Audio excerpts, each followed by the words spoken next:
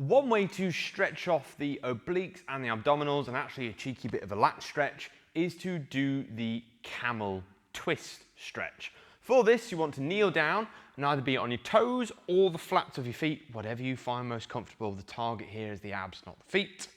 So whatever you find comfortable. Place one hand either on your heel or on the floor. The floor will get a bit of a deeper stretch. And initially, push the hips forward. And you'll probably begin to feel a bit of a stretch.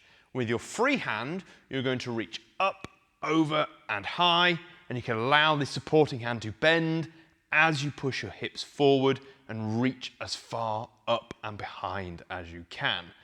Nice deep breaths. This should stretch one side of your abs and obliques, and of course, always repeat it for the same amount of time on the other side.